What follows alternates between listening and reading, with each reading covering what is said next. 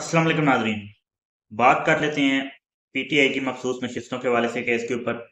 सबसे पहले हम देखेंगे कि पीटीआई को कितनी नशिस्तें मिल रही हैं इसके फैसले के बाद मज़ीद। उसके बाद देखेंगे क्या पीटीआई जो है वो अपनी हुकूमत बना पाएगी पंजाब असेंबली के अंदर और नेशनल असेंबली के अंदर। और तीसरी चीज़ हम देखेंगे कि किस-किस को नशिस्तें मिलेंगी और नशिस्तें मिलने पर क्या पीटीआई के अंदर मज़ीद झगड़े बनेंगे। तो पहले हम शुरू करते हैं, फैसले पे आते हैं।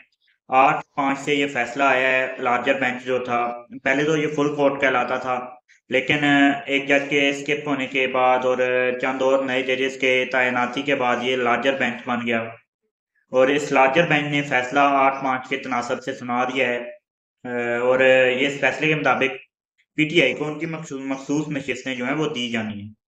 अब कौमी असेंबली से बात शुरू करते हैं कि कौमी असेंबली में कितनी नशिस्तें पीटीआई को मिल सकती हैं।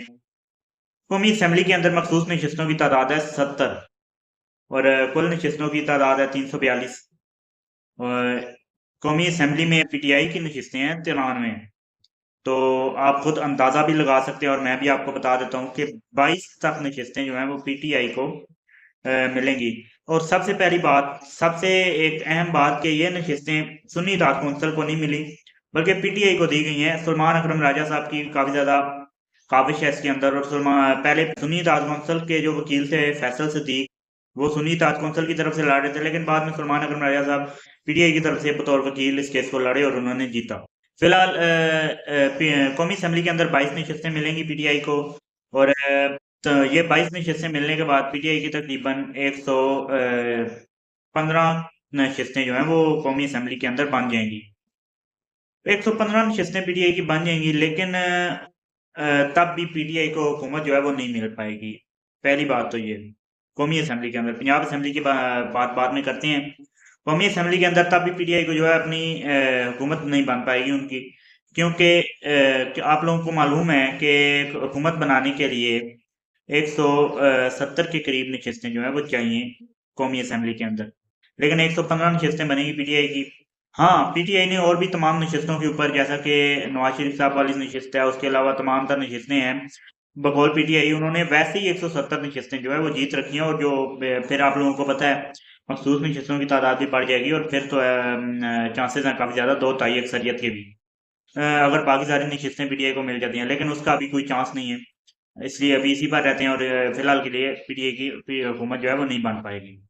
अब पंजाब असेंबली के अंदर आते हैं। पंजाब असेंबली के अंदर पीटीआई की नशिस्तें हैं इस वक्त 106 और तकरीबन 250 के करीब नशिस्तें हैं अपने नून लीग की।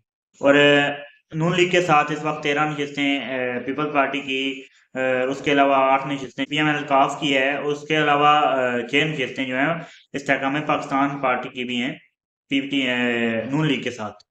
तो अब नून लीग की नशिस्तें कम कितनी होगी इस फैसले के बाद इस पंजाब असेंबली के अंदर। पंजाब असेंबली के अंदर इस वक्त नून लीग की तकरीबन 250 के करीब नशिस्तें हैं और कम होके अब 204 रह जाएंगी। और सुन्नी इत्तेहाद कौंसिल यानी कि पीटीआई की इस वक्त 106 नशिस्तें हैं पंजाब असेंबली के अंदर, और ये नशिस्तें बढ़कर 135 बन जाएंगी। तो फिर आप लोगों को अंदाजा हो गया होगा कि तकरीबन 180 नशिस्तें चाहिए हुकूमत बनाने के लिए पंजाब असेंबली के अंदर। और इस फैसले के बाद पंजाब असेंबली के अंदर भी हुकूमत नहीं बनेगी।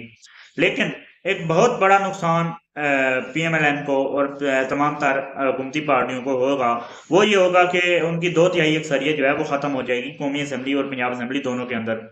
2/3 अक्सरियत का ख्वाब देखा था और 2/3 अक्सरियत के साथ आए थे कानून साजी के लिए, लेकिन वो 2/3 अक्सरियत नहीं मिल पाएगी। अब देखते हैं कि नशिस्तें मिलेंगी किस किस को।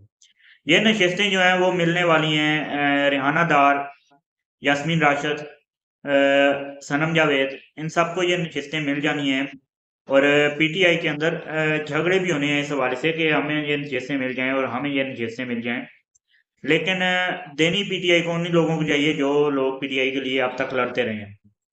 फिलहाल चैनल को सब्सक्राइब, वीडियो को लाइक कर दीजिए। अब तक के लिए इतना ही, मुझे दीजिए इजाजत। अल्लाह हाफ़िज़ नासिर।